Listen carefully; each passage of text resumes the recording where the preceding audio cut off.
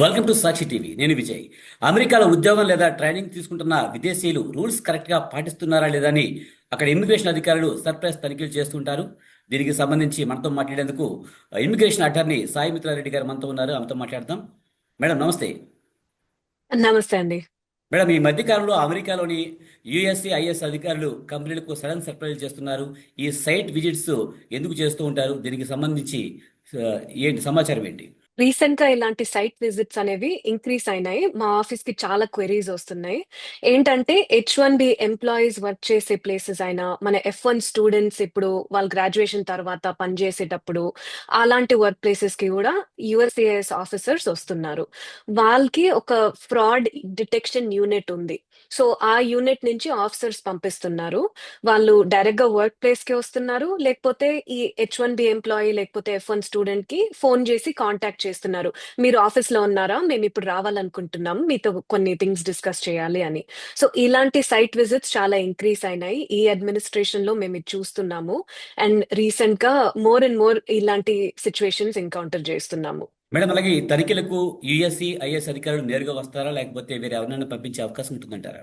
So వాళ్ళే direct గా వస్తారు. నేను అన్నట్టు వాళ్ళకి ఒక ఫ్రాడ్ డిటెక్షన్ యూనిట్ ఉంది. సో USCIS ఉమ్. ఆఫీసర్స్ మోస్ట్లీ వాళ్ళ ఆఫీస్ లో కూర్చొని మనం ఇప్పుడు ఏమైనా అప్లికేషన్ సబ్మిట్ చేస్తే ఆ అప్లికేషన్స్ రివ్యూ చేస్తూ ఉంటారు. కానీ ఒక సెపరేట్ యూనిట్, ఈ ఫ్రాడ్ డిటెక్షన్ యూనిట్ నుంచి ఆఫీసర్స్ ఆన్ సైట్ పంపిస్తారు. సో వాళ్ళు ఈదర్ డైరెక్ట్ గా మిమ్మల్ని కాంటాక్ట్ అవ్వచ్చు, ఫోన్ చేయొచ్చు, ఈమెయిల్ చేయొచ్చు, లేకపోతే ఆఫీస్ లో అన్అనౌన్స్డ్ గా సర్ప్రైజ్ గా కూడా విజిట్ చేయొచ్చు. వాళ్ళు మిమ్మల్ని అడగొచ్చు, మీ ఎంప్లాయర్ ని అడగొచ్చు. బట్ మోస్ట్లీ డైరెక్ట్ గా H1B ఎంప్లాయీ అయినా F1 స్టూడెంట్ అయినా వాళ్ళతో మాట్లాడాలనుకుంటున్నారు. సో డైరెక్ట్ కాంటాక్ట్ ఉంటుంది. ఫస్ట్ ఏం అనౌన్స్మెంట్ లేకుండా, హెడ్స్ అప్ లేకుండా డైరెక్ట్ గా వచ్చేస్తున్నారు. మేడం, అలాగే అసలు ఈ సైట్ విజిట్స్ వల్ల ప్రస్తుతం ఏ కేటగిరీ వారు ఎక్కువగా ప్రభావితం అవుతున్నారు? Mostly H1B employees, F1 students. Um. వేరే వీసాస్ మీద ఉండే వాళ్ళు కూడా డెఫినెట్లీ ఎఫెక్ట్ అవ్వచ్చు. బట్ ఈ టూ వీసా కేటగిరీస్ మేము ఎక్కువ ఎక్కువ చూస్తున్నాము. ఉమ్. ఇలాంటి సైట్ విజిట్స్ అనేవి ఎఫెక్ట్ చేసేవి. అసలు ఈ తనిఖీ చేయడానికి అధికారుల ముఖ్య ఉద్దేశం ఏంటి? ముఖ్యంగా అధికారులు వచ్చేటప్పుడు ముందుగా ఇన్ఫార్మ్ చేస్తారా, నోటీస్ లాంటివి ఇష్యూ చేస్తారా, లేకపోతే సడన్ గా అప్పటికప్పుడు వచ్చి తనిఖీ చేసే అవకాశం ఉంటుందా? సో నేను చూసే ట్రెండ్ ఏంటంటే మోస్ట్లీ ఫోన్ కాల్ చేస్తున్నారు. అండ్ అన్ఫార్చునేట్లీ చాలా మందికి తెలియట్లేదు, ఇవి రియల్ కాల్సా, ఇవి స్పామ్ కాల్సా, అసలు నిజంగానే ఇది ఒక ఆఫీసరా అని. చాలా మంది ఫోన్ కాల్ వచ్చినప్పుడు ఇగ్నోర్ చేస్తున్నారు. నేను చెప్పేది ఏంటంటే మీరు ఇగ్నోర్ చేయకండి. ఎవరైనా USCIS ఆఫీసర్ లేకపోతే ఇలా ఫ్రాడ్ డిటెక్షన్ యూనిట్ నుంచి మేము కాల్ చేస్తున్నామంటే అది సీరియస్ గానే తీసుకోండి. కొన్నిసార్లు స్పామ్ గా ఉండొచ్చు, but more likely than not ఈ కాలంలో అన్ని రియల్ కాల్స్ వస్తున్నాయి. సో మీరు సీరియస్ గా తీసుకోండి. వాళ్ళ పర్సనల్ ఇన్ఫర్మేషన్ డీటెయిల్స్ అన్ని ఇనిషియల్లీ అడగరు. వాళ్ళు జస్ట్ వెరిఫై చేస్తారు, మీరు సో అండ్ సో, మీరు H1B మీద ఉన్నారు, మీరు ఈ కంపెనీకి పని చేస్తున్నారా అంటే మీరు కన్ఫర్మ్ చేస్తే వాళ్ళు నెక్స్ట్ ఓకే మేము మీ ఆఫీస్ కి రావాలనుకుంటున్నాము, మీరు ఆఫీస్ కి వస్తున్నారా, ఈ రోజు ఉన్నారా మీ ఆఫీస్ లో, ఈ రోజు ఆఫ్టర్నూన్ రావచ్చా అని డైరెక్ట్ గా ఫోన్ లో అడుగుతున్నారు. సో మీకు అలా ఫోన్ కాల్ వస్తే మీరు ఎత్తి మాట్లాడండి. ఆ ఫోన్ కాల్ తర్వాత వాళ్ళు ఒక అపాయింట్మెంట్ లా సెటప్ చేస్తారు. రేపు వస్తాము ఆఫీస్ కి, లేకపోతే ఈ రోజు వస్తాము అలా అని. కొన్నిసార్లు అన్అనౌన్స్ గా సర్ప్రైజ్ విజిట్స్ కూడా చేస్తున్నారు. So they can show up at your place of employment and just ask, okay ఇక్కడ ఒక 5 H1B ఎంప్లాయీస్ ఉన్నారు అని మా రికార్డ్స్ లో ఉంది, సో వాళ్ళందరినీ రమ్మనండి, ఒక్కొక్కరితో మాట్లాడాలనుకుంటున్నామని కూడా అలా కూడా చేస్తున్నారు. బట్ మోస్ట్లీ అట్లీస్ట్ ఒక ఫోన్ కాల్ ఆర్ సంథింగ్ అలా వస్తుంది. మ్యామ్, అలాగే ఈ సైట్ విజిట్ సాధారణంగా ఎంత సమయం పట్టే అవకాశం ఉంది? అలాగే ఇలా వర్క్ ప్లేస్ కి ఒక్కసారి కంటే ఎక్కువ సార్లు వచ్చే అవకాశం ఉందా? ఇది ఒక చాలా మంచి క్వశ్చన్. దీనికి ఒక సింపుల్ ఆన్సర్ లేదు. బికాస్ బేసిక్లీ వాళ్ళ డ్యూటీ ఏంటంటే ఒక ఇన్వెస్టిగేషన్ కండక్ట్ చేయడం. సో వాళ్ళకి కావాల్సిన ఇన్ఫర్మేషన్ అంతా వచ్చే వరకు వాళ్ళు ఉంటారు. సో వాళ్ళు 1 అవర్ క్వశ్చన్ చేసి ఆ 1 అవర్ లో వాళ్ళకి అన్ని ఆన్సర్స్ దొరికేస్తే వాళ్ళు వెళ్ళిపోతారు. ఉమ్. లేకపోతే 3-4 అవర్స్, 5-6 అవర్స్ కూడా ఉండే ఛాన్సెస్ ఉంది. నేను చూస్తున్నాను ఇలాంటి సిచ్యువేషన్స్. సో వాళ్ళకి కావాల్సిన డాక్యుమెంటేషన్, ఇన్ఫర్మేషన్ అదంతా వచ్చేంత వరకు వాళ్ళు అక్కడే ఉంటారు. అండ్ వాళ్ళకి టైం అవుతుంది, మేబీ ఆఫీస్ అవర్స్ అయిపోతున్నాయి అంటే వాళ్ళు వెళ్ళిపోయి మళ్ళీ కూడా వచ్చే ఛాన్స్ ఉంది. సో మళ్ళీ మల్టిపుల్ ఫాలో అప్ అపాయింట్మెంట్స్ లాగా వాళ్ళు 2-3 టైమ్స్ రావచ్చు. లేకపోతే ఒక్కసారి వచ్చి మళ్ళీ మీకు ఈమెయిల్ పంపించచ్చు, సేయింగ్ నాకు ఇలాంటి డాక్యుమెంట్స్ కావాలి మీ నుంచి, మీరు ఇవన్నీ మాకు ఈమెయిల్ చేయండి అని. సో ఫాలో అప్స్ అనేవి వెరీ కామన్. ఒకే ఒక ఎన్కౌంటర్, ఒకే ఒక క్వశ్చనింగ్ అది కాదు. వాళ్ళకి ఇన్ఫర్మేషన్ దొరికేంత వరకు మిమ్మల్ని కాంటాక్ట్ చేస్తూనే ఉంటారు. లేకపోతే మీ ఎంప్లాయర్ తో కాంటాక్ట్ లో ఉంటారు, మీ మేనేజర్ తో కాంటాక్ట్ లో ఉంటారు. అలా మల్టిపుల్ టైమ్స్ మిమ్మల్ని కాంటాక్ట్ చేయొచ్చు. మేడం అలాగే చూసుకుంటే సాధారణంగా అధికారులు ఆఫీస్కి వచ్చిన ముందు అక్కడ కంపెనీ యాజమాన్యాన్ని కలుస్తారా, డైరెక్ట్గా H1B ఉద్యోగినే కలిసే అవకాశం ఉంటుందా? రెండు చూస్తున్నా అండి. సో ఎంప్లాయర్ దగ్గర వచ్చి ఇలాగ చెప్పొచ్చు, మా రికార్డ్స్ ప్రకారం మీ దగ్గర ఇంతమంది F1 స్టూడెంట్స్ పనిచేస్తున్నారు స్టెమ్ ఓపీటీ మీద, లేకపోతే ఇంతమంది H1B ఎంప్లాయీస్ ఉన్నారు, వాళ్ళందరూ ఈ రోజు ఆఫీస్ లో ఉన్నారా, లేరంటే ఎందుకు లేరు, ఎక్కడ ఉన్నారు, వర్క్ ఫ్రమ్ హోమా, రిమోట్ గా పనిచేస్తున్నారా, రైట్, అలాంటి క్వశ్చన్స్ ఎంప్లాయర్ ని అడుగుతారు. లేకపోతే ఆఫీస్ కి వచ్చి డైరెక్ట్ గా ఒక్కరితో మాట్లాడాలంటే దెన్ ఆ ఎంప్లాయీ కోసమే అడుగుతారు.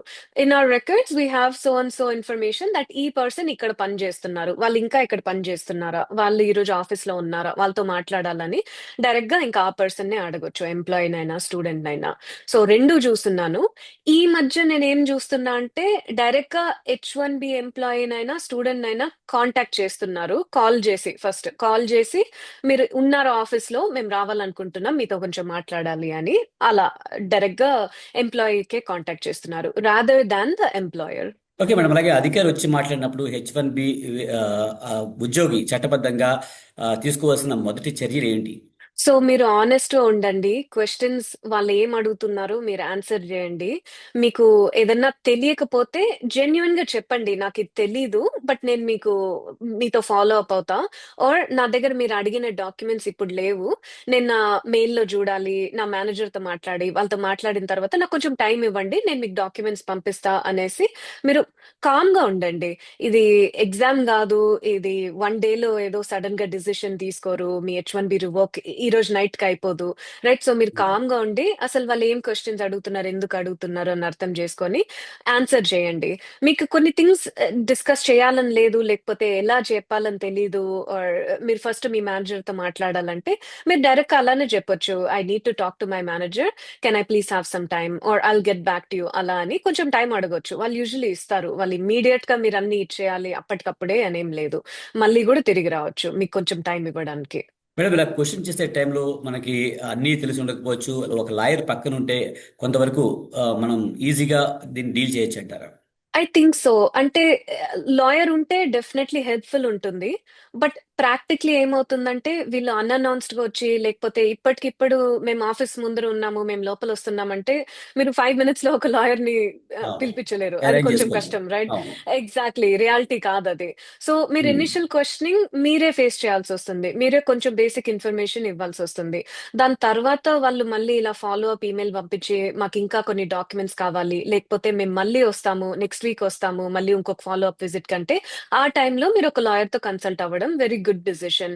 మీరు చెప్పొచ్చు లాయర్ తో, ఈ సో ఫార్ ఈ క్వశ్చన్స్ అడిగినారు, నేను ఇలా ఆన్సర్ చేశాను, మీరు ఏం అడ్వైస్ చేస్తారు, మళ్ళీ ఫాలో అప్ కోసం వస్తున్నాము అంటున్నారు, సో మీరు సెకండ్ టైం మాతో వస్తారా. ఎంప్లాయర్స్ ఆఫ్టెన్ మాకు రీచ్ అవుట్ అవుతారు, ఇలాగా USCIS వాళ్ళు కొంచెం అడ్వాన్స్ నోటీస్ ఇచ్చారు, సో 1 week ఉంది మాకు ప్రిపేర్ అవ్వడానికి, సో మీ హెల్ప్ కావాలని, అప్పుడు ఆ స్టేజ్ లో లాయర్ కి రీచ్ అవుట్ అవుతారు.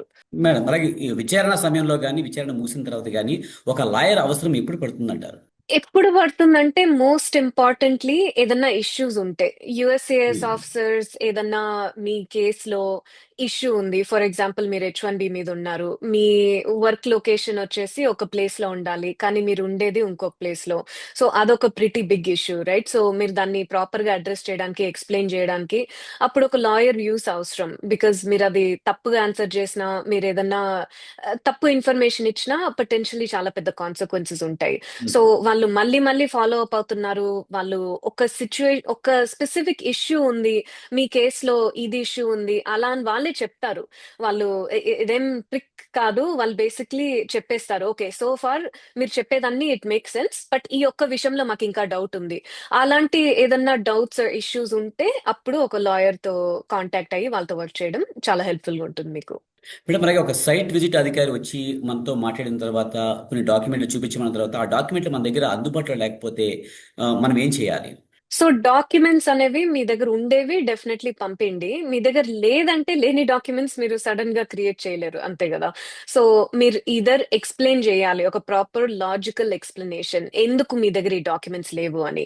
మీ దగ్గర లేదా, మీ ఎంప్లాయర్ దగ్గర లేదా, అసలు ఎవరి దగ్గర లేదా, లేకపోతే మీరు అవి సెర్చ్ చేయడానికి మీకు టైం పడుతుందా, ఒక 1 వీక్ పడుతుందా, 1 మంత్ పడుతుందా, అలానే ఒక ఎక్స్ప్లెనేషన్ ఇవ్వండి ఈ డాక్యుమెంట్స్ ఎందుకు లేవు అని. కొన్ని డాక్యుమెంట్స్ మీ దగ్గర డెఫినెట్ గా ఉండాలి. ఇప్పుడు మీరు ఎక్కడ ఉంటున్నారు అని చూపించే అపార్ట్మెంట్ లీస్ అగ్రిమెంట్ మీ దగ్గర ఉండాలి, రైట్. సో అలాంటి documents you have to give. But కొన్ని డాక్యుమెంట్స్ మేబీ మీకు యాక్సెస్ లేదు. మీ 5 years బ్యాక్ మీ ఓల్డ్ ఎంప్లాయర్ ఫైల్ చేసిన H1B petition copy.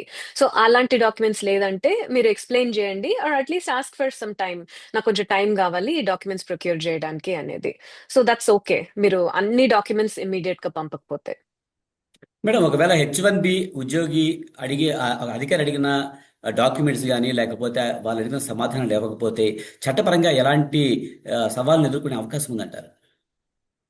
So main consequence ఏమవుతుందంటే, ఎస్పెషలీ H1B ఎంప్లాయీస్ కి ఈ ఆన్సర్స్ ప్రాపర్ గా ఇవ్వకపోయినా, ఆర్ డాక్యుమెంట్స్ టైమ్లీ సబ్మిట్ చేయకుండా, అసలు వాళ్ళు ఒక 10 డాక్యుమెంట్స్ అడిగితే మీ దగ్గర జస్ట్ 1 డాక్యుమెంట్ ఉంది, మిగతా ఏం డాక్యుమెంట్స్ లేవు.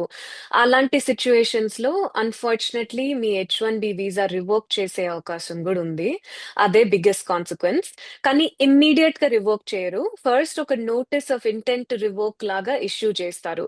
వాళ్ళు డీటెయిల్డ్ గా ఎక్స్ప్లెనేషన్ ఇస్తారు. మీ కేసులో మీతో మాట్లాడిన తర్వాత మాకు ఈ ఇష్యూస్ కనిపిస్తున్నాయి, సో మీకు ఒక ఛాన్స్ ఇస్తున్నాము, ఈ ఇష్యూస్ అనేవి మీరు అడ్రస్ చేయండి, మీరు ఒక ఎక్స్ప్లెనేషన్ ప్రొవైడ్ చేయండి ఎందుకు ఈ ఇష్యూస్ వచ్చాయని, రైట్. సో ఒక ఛాన్స్ ఇస్తారు. ఆ notice of intent revoke issue చేసి దాని తర్వాత మీరు ఇంకా ప్రాపర్ గా ఎక్స్ప్లెయిన్ చేయలేకపోతే దెన్ H1B పొటెన్షియలీ రివోక్ అవ్వచ్చు. మేడం, ఒకవేళ యుఎస్సిఐఎస్ నుంచి వీసా రద్దు చేసే ఉద్దేశం ఉన్నట్టు కనుక నోటీస్ వస్తే వీసా ఖచ్చితంగా రద్దు అయిపోయే అవకాశం ఉంటుందా? దానికి ఉన్న ప్రత్యామ్నాయ మార్గాలేంటి? సో నేను ఇప్పుడే అన్నట్టు నోటీస్ ఆఫ్ ఇంటెంట్ రివోక్ అనేది ఆ నోటీస్ పంపిస్తారు. అది వస్తే మీ H1B వీసా 100% రివోక్ అవుతుంది అనేది కాదు సిచ్యువేషన్, ఉమ్, రైట్. మీకు ఒక ఆపర్చునిటీ ఇస్తున్నారు, వాళ్ళు కావాలంటే ఆటోమేటిక్ గా రివోక్ చేసేయచ్చు. బట్ మోస్ట్ కేసెస్ లో అలా చేయట్లేదు. నేను చూసేది ఏంటంటే, ఫస్ట్ ఈ Nair notice of intent revoke issue చేస్తున్నారు. సో దాంట్లో మీకు ఒక అవకాశం ఉంది, ఏమేమి ఇష్యూస్ ఉన్నాయో అవి సరి చేసుకోవడానికి. సో మీరు అప్పుడు ఆ స్టేజ్ లో ఇట్స్ వెరీ ఇంపార్టెంట్ ఒక లాయర్ తో వర్క్ చేసి ఒక ఉమ్, స్ట్రాంగ్ రెస్పాన్స్ ప్రిపేర్ చేసి టైమ్లీ ఫైల్ చేయడం. టైమ్లీనెస్ అనేది చాలా ఇంపార్టెంట్. ఈ నోటీస్ ఆఫ్ ఇంటెంట్ రివోక్ లో ఒక డెడ్ లైన్ ఉంటుంది, మీకు మంత్స్ అండ్ మంత్స్ ఇవ్వరు, యూజువలీ 1 month 2 months ఇస్తారు. సో ఉమ్. ఆ టైం లోపల మీరు ఒక రెస్పాన్స్ సబ్మిట్ చేయాలి. సో ఆ రెస్పాన్స్ సబ్మిట్ చేసిన తర్వాత, if it's a strong response, definitely overcome అవ్వచ్చు అండ్ రివోక్ అవ్వకుండా కూడా మీరు ప్రొటెక్ట్ చేసుకోవచ్చు. సో ఆ ఓకే. నోటీస్ వచ్చినంత మాత్రమైనా it does not mean revoke అవుతుందని. ఓకే, ఒకవేళ వీసా రద్దయినట్టు ఉద్యోగం వెతుక్కోవడానికి ఏమైనా అవకాశం దొరికే అవకాశం ఉందా? అంటే 60 రోజుల వరకు గ్రేస్ పీరియడ్ ఇచ్చే అవకాశం ఉంది. 2 months అని చెప్తున్నారు కదా. రివోక్ అయిన తర్వాతనా మీరు మీకు అడిగేది, వీసా అవునండి, రివోక్ అయిన అవును. తర్వాత? అవును. Sure. So generally H1B employees కి ఒక జాబ్ అయిపోయిన తర్వాత 60 day గ్రేస్ పీరియడ్ అనేది ఉంటుంది. బట్ ఒక ఇంపార్టెంట్ థింగ్ మీరు తెలుసుకోవాల్సింది ఏంటంటే, ఇది హైలీ డిస్క్రిషనరీ. అంటే ఇది USCIS వాళ్ళ ఇష్టం, వాళ్ళు ఇవ్వచ్చు లేకపోతే ఇవ్వకపోవచ్చు. చాలా ఉమ్, సార్లు ఎంప్లాయరే మిమ్మల్ని టర్మినేట్ చేస్తే, ఫర్ ఎగ్జాంపుల్ లే ఆఫ్స్ జరుగుతున్నాయి బడ్జెట్ కట్స్ వల్ల, సో ఎంప్లాయర్ మీ జాబ్ నుంచి లే ఆఫ్ చేసేస్తారు. అలాంటి సిచ్యువేషన్ లో మోస్ట్లీ మీకు 60 day గ్రేస్ పీరియడ్ ఉండొచ్చు.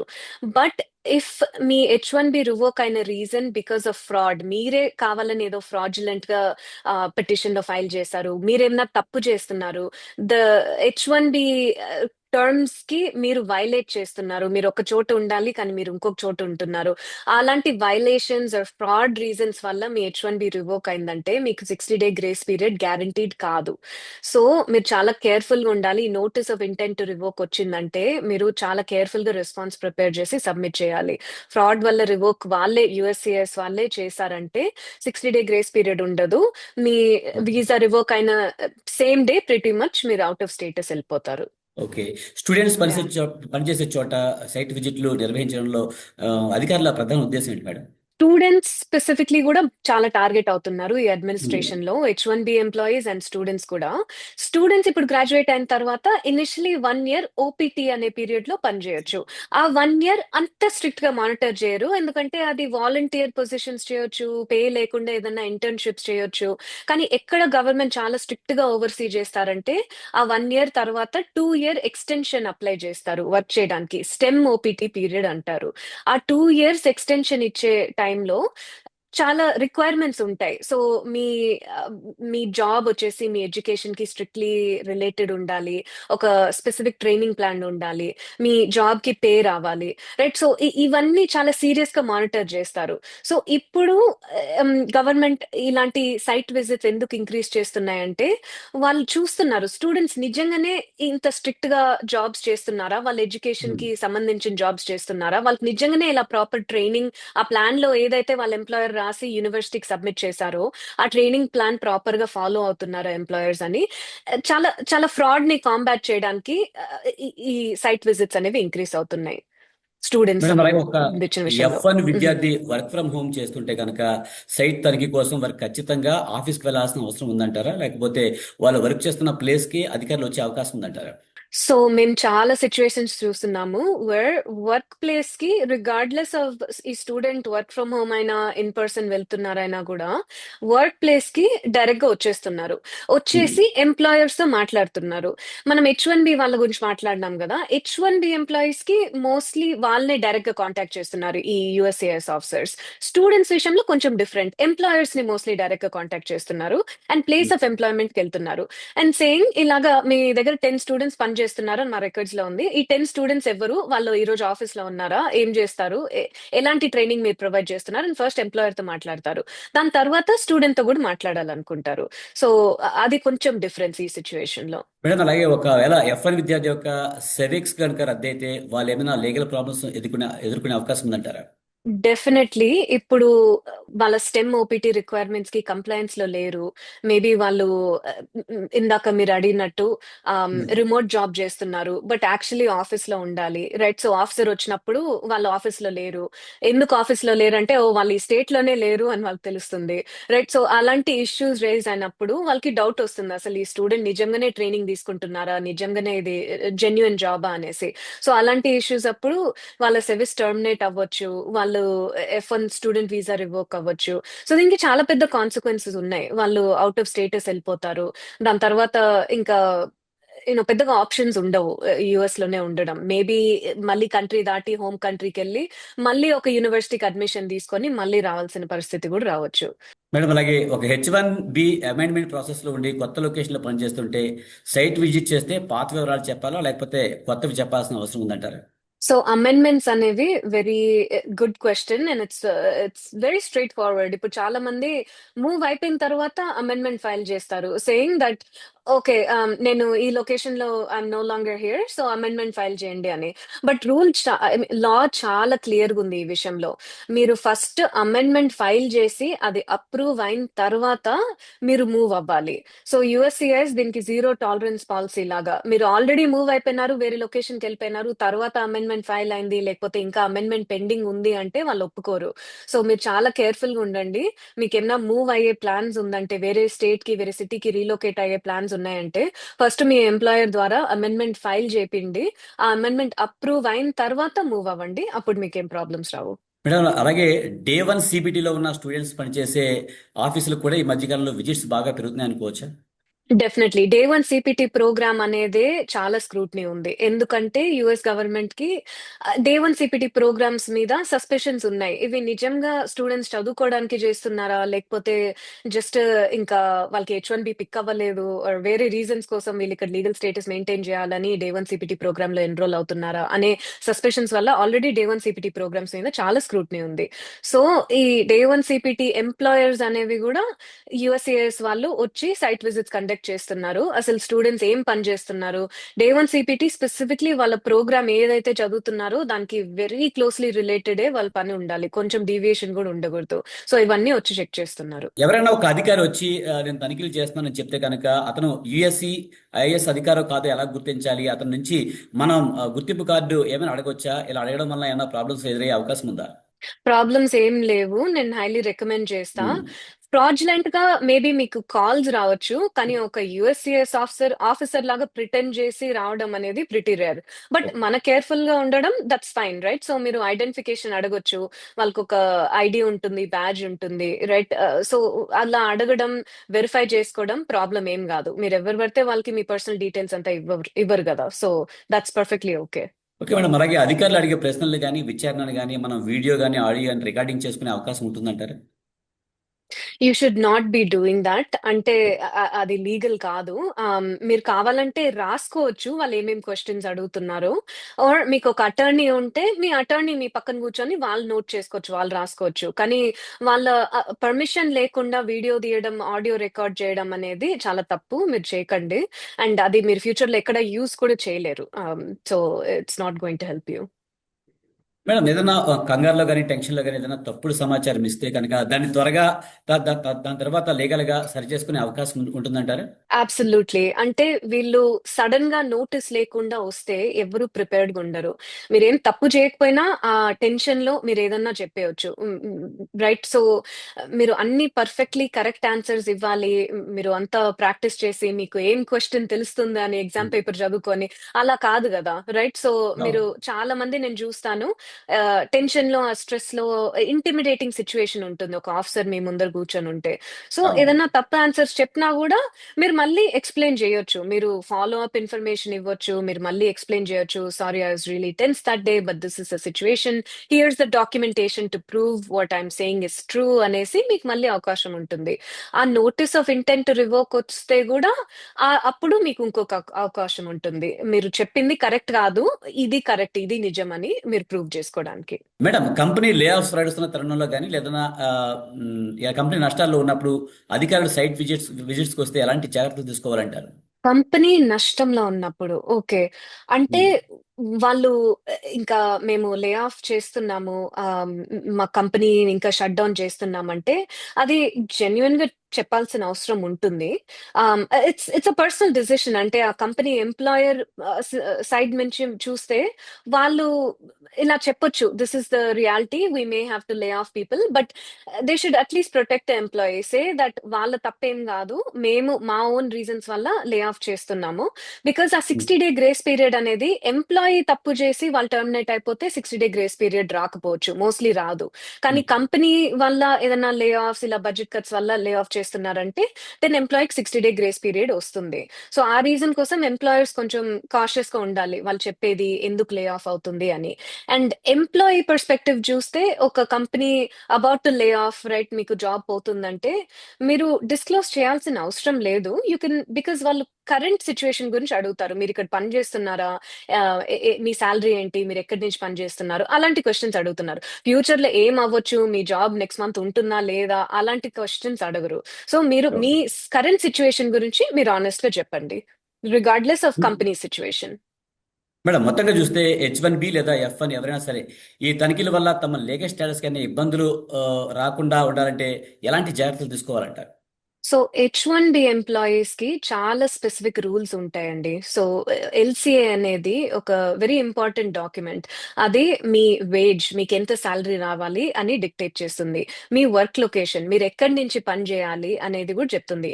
మీ పొజిషన్, మీ జాబ్ ఏంటి, మీ జాబ్ డ్యూటీస్ ఏంటి, మీ క్వాలిఫికేషన్స్ ఏంటి, ఇవన్నీ ఆల్రెడీ ఒక డాక్యుమెంట్ లో ఉంటుంది. సో ఆ డాక్యుమెంట్ లో ఏముంది అని తెలుసుకోవడం మీ బాధ్యత. As an H1B employee me employer ని అడగండి, ఎల్సిఏ కాపీ ప్రొవైడ్ చేయండి.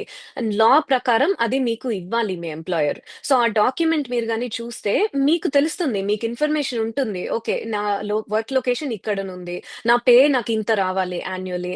సో ఈ ఇన్ఫర్మేషన్ తో మీరు ప్రికాషన్స్ తీసుకోవచ్చు. మీకు ఒక మంత్ 1-2 మంత్స్ మేబీ పే తక్కువ వస్తే మీరు ఇమీడియట్ గా అడగొచ్చు ఎంప్లాయర్ ని, నా ఎల్సిఏ ఇంత ఉంది, సో నాకు ఎందుకు పే తక్కువ వస్తుంది. బికాస్ మళ్ళీ యుఎస్ఏఎస్ ఆఫీసర్స్ వచ్చి మీ పే స్టబ్స్ అడుగుతారు, 6 months worth of pay stubs అడుగుతారు. అవుతారు. ఆ పే స్టబ్స్ లో ఒక మంత్ చాలా ఎక్కువ, ఒక మంత్ చాలా తక్కువ ఉందంటే మీరు పెద్దగా పట్టించుకోలేదంటే దెన్ మీ మీదే పడుతుంది. ఎందుకు మీకు కరెక్ట్ పే రావట్లేదు, మీకు ఇంత పే రావాలి. అండ్ మీ వర్క్ లొకేషన్ ఫర్ ఎగ్జాంపుల్, మీరు డాలస్ టెక్సస్ లో పనిచేయాలి కానీ మీరేమో ఎక్కడో ఫ్లోరిడాలో ఉంటున్నారు. What's going on, right? So మీకు ఇన్ఫర్మేషన్ ఉంటే దానికి తగినట్టు you can make sure you are in compliance with everything, right? ఆ ప్రాపర్ గా ఫాలో అవ్వచ్చు. ఇది H1B ఎంప్లాయీస్ కి. F1 స్టూడెంట్స్ కి ఏంటంటే ఫార్మ్ I-983 అనేది మోస్ట్ ఇంపార్టెంట్ డాక్యుమెంట్. అది ట్రైనింగ్ ప్లాన్ ఎసెన్షియలీ. సో మీ ఎంప్లాయర్ మీ యూనివర్సిటీకి సబ్మిట్ చేస్తారు సేయింగ్ ఈ స్టూడెంట్ మా దగ్గర ఇంటర్న్షిప్ చేస్తున్నారు, పని చేస్తున్నారు, వాళ్ళకి మేము ఇలాంటి ట్రైనింగ్స్ ఇస్తాము, మేము ఇలాంటి ప్రాజెక్ట్స్ అసైన్ చేస్తున్నాము, this is the goal, right? ఎందుకు వాళ్ళ మదర్ పని చేస్తున్నారు, ఈ థింగ్స్ వాళ్ళు నేర్చుకోవడానికి. సో ఆ ట్రైనింగ్ ప్లాన్ తగినట్టు అది మీకు కూడా ఒక కాపీ వస్తుంది, రైట్? సో స్టూడెంట్స్, నేను మీకు చెప్పేది ఏంటంటే మీరు ఆ ట్రైనింగ్ ప్లాన్ చూడండి, దానికి తగినట్టు మీరు మేక్ షూర్ మీకు ఆ ట్రైనింగ్స్ వస్తుంది, మీరు ప్రాజెక్ట్స్ లో ఇన్వాల్వ్ అయి ఉన్నారు. స్టెమ్ ఎంప్లాయర్ మీతో అంత కాంటాక్ట్ లో లేరు అని మీరు జస్ట్ ఇగ్నోర్ చేయకండి. మేబీ మీరు వేరే ఆపర్చునిటీస్ కోసం చూస్తున్నారు, మీరు అంత సీరియస్ గా తీసుకోవట్లేదు. కానీ ఈ సైట్ విజిట్స్ వచ్చినప్పుడు ఫస్ట్ అదే అడుగుతున్నారు, మీరు ఏం ప్రాజెక్ట్స్ చేశారు, మీరు అసలు ఏం ట్రైనింగ్స్ నేర్చుకున్నారు, ప్రూఫ్ ఏంటి, మీ టైం షీట్స్ ఎక్కడ, ఇవన్నీ అడుగుతారు. సో అది మీ బాధ్యత. మీరు అన్ని ఇలా కమ్యూనికేషన్ లో ఉండాలి, ఈమెయిల్స్ పంపించాలి మీ ఎంప్లాయర్ కి, కమ్యూనికేషన్ మెయింటైన్ చేసి అసలు ట్రైనింగ్ నాకు ఏదన్నా ఇస్తారా, ఆ ట్రైనింగ్ ఫినిష్ అయినట్టు ఏదన్నా సర్టిఫికేట్ ఆఫ్ కంప్లీషన్ అవన్నీ మీరు డౌన్లోడ్ చేసుకొని ఇవన్నీ ప్రూఫ్స్ మీరు గ్యాదర్ చేసుకోండి. సో మీకు ఏదన్నా RFE పడినా, సైట్ ఇన్స్పెక్షన్ వచ్చినా మీరు ప్రిపేర్డ్ గా ఉంటారు, మీకు ఈ డాక్యుమెంట్స్ ఆల్రెడీ ఉంటాయి. మీరు అప్పుడు సడన్ గా టెన్షన్ అయ్యి ఏం చేయాలో అర్థం కాక అలాంటి సిచ్యువేషన్ లో మీరు ఉండరు. మేడం, సైట్ విజిట్ సక్సెస్ఫుల్ గా పూర్తయితే ఫ్యూచర్ లో H1B ఎక్స్టెన్షన్ కానీ లేదా గ్రీన్ కార్డ్ కానీ ఏమైనా ప్లస్ అయ్యే అవకాశం ఉందంటారా? ప్లస్ అయ్యే అవకాశం అనేది కాదు, సైట్ విజిట్ సక్సెస్ఫుల్ గా అవ్వాలనేది స్టాండర్డ్, రైట్? సో అదే. ఇష్యూస్ రాకూడదు. సో సైట్ విజిట్ సక్సెస్ఫుల్ గా ఉంటే దట్ మీన్స్ మీకు ఇష్యూ రాదు అండ్ మీకు ఫ్యూచర్ లో అన్ని స్మూత్ గా జరిగిపోతుంది. మీరు సైట్ విజిట్ పాస్ అయినారనేది మీకు అడ్వాంటేజెస్ గా ఉండదు. బట్ ఆన్ ద కాంట్రరీ, మీ సైట్ విజిట్ పూర్ గా జరిగితే ఈ ఆఫీసర్ అనే వాళ్ళు ఇంటర్నల్ ఇన్వెస్టిగేషన్ కండక్ట్ చేస్తారు, వాళ్ళు నోట్స్ తీసుకుంటారు, వాళ్ళు మిమ్మల్ని ఏమేమి క్వశ్చన్స్ అడిగినారు, మీరేమేమి రెస్పాన్సెస్ ఇచ్చారు, మీరు ఏం డాక్యుమెంట్స్ సబ్మిట్ చేశారు, అవన్నీ వాళ్ళ ఇంటర్నల్ రికార్డ్స్ లో ఉంటాయి. సో మీరు తప్పుగా ఆన్సర్స్ ఇచ్చి లేకపోతే వాళ్ళు అడిగిన డాక్యుమెంట్స్ మీరు పంపించలేదంటే then as that could be use negatively against you in the future. So ఇలా జరిగినప్పుడు మీరు చాలా కేర్ఫుల్ గా చేయాలి, కేర్ఫుల్ గా రెస్పాన్స్ ఇవ్వాలి, కేర్ఫుల్ గా ప్రిపేర్ అయ్యి దాన్ని అప్రోచ్ అవ్వాలి. అసలు ఈ సైట్ విజిట్ ప్రాసెస్ మొత్తం ముగిశాక మన వీసా స్టేటస్ 100% సేఫ్ అని ఎక్కడ చూసుకునే అవకాశం ఉంది, ఎలా కన్ఫర్మేషన్ అవుతుంది? స్టూడెంట్స్ కి అయితే మీరు డిఎస్ఓని అడగొచ్చు. DSO is your go to for everything. So A issue వచ్చినా మీరు డిఎస్ఓతో కన్ఫర్మ్ చేయొచ్చు, నా సర్వీస్ యాక్టివ్ గానే ఉందా, ఏదైనా అయిందా అలా అనేది, రైట్? సో వాళ్ళు కన్ఫర్మ్ చేస్తారు, ఎస్ మీ సర్వీస్ యాక్టివ్ గా ఉంది, మీకు ఏం ప్రాబ్లం లేదు, మీకు ఇంకా ఏడి వ్యాలిడ్ ఉంది అలా అని, రైట్? H1B ఎంప్లాయీస్ కి మీ వీసా స్టేటస్ మీరు ఆన్లైన్ చూసుకోవచ్చు, ఇది రివోక్ అయిందా లేకపోతే ఇంకా యాక్టివ్ ఉందా అలా అని. సో డిపార్ట్మెంట్ ఆఫ్ స్టేట్ అనే వెబ్సైట్ కి వెళ్తే మీ వీసా అప్లికేషన్ నంబర్, మీరు ఒరిజినల్లీ అప్లై చేసిన వీసాతో మీరు చూడొచ్చు మీ వీసా యాక్టివ్ గానే ఉందా లేదా అని. మీకు మోస్ట్లీ తెలుస్తుంది, వాళ్ళు నోటిఫై చేస్తారు. మీకు వీసా రెవికేషన్ అంటే మీకు ఒక ఈమెయిల్ వస్తుంది, లేకపోతే డిఎస్ఓనే మీకు ఈమెయిల్ చేసి చెప్తారు. ఇది సీక్రెటివ్ థింగ్ అయితే కాదు. అండ్ ఎస్పెషలీ H1B వాళ్ళకి ఈ నోటీస్ ఆఫ్ ఇంటెంట్ రివోక్ అనేది ఇష్యూ చేస్తారు. మళ్ళీ రివోక్డ్ అనేది ఫైనల్ డిసిషన్ వాళ్ళు ఒక అఫీషియల్ డాక్యుమెంట్ లో మీకు మెయిల్ చేస్తారు, మీ ఎంప్లాయర్ కి పంపిస్తారు, మీకు పంపిస్తారు. సో ఇది మీకు తెలుస్తుంది నెగిటివ్ గా ఏదన్నా ఎండ్ అయిందా లేదా అని. బట్ మీకు కూడా అర్థమైపోతుంది, క్వశ్చనింగ్ అంతా మీరు బాగానే రెస్పాన్సెస్ ఇచ్చారు, మీరు డాక్యుమెంట్స్ అడిగినవన్నీ ఇచ్చారు అంటే దెన్ మీకేం ప్రాబ్లం రాదు. దట్స్ ఇట్, కేస్ క్లోజ్ చేస్తారు, దిల్ మూవ్ ఆన్, మళ్ళీ మిమ్మల్ని డిస్టర్బ్ చేయరు. మనకి ఆ విచారణ పూర్తి అయ్యేటప్పటికి మనకి ఆల్మోస్ట్ మనం సేఫా కాదనేది మనకే తెలిసిపోయే అవకాశం ఉంటుంది. థ్యాంక్ యూ సాయి మిత్రారెడ్డి గారు. ముఖ్యంగా సైట్ విజిట్ గురించి, అలాగే H1B వీసాదారులు కానీ F1 విద్యార్థులు కానీ ఎలాంటి నియమ నిబంధనలు పాటించాలనేది చాలా చక్కగా చెప్పారు. థ్యాంక్ యూ వెరీ మచ్ అండి. ఇది ఇమిగ్రేషన్ టాక్ షో.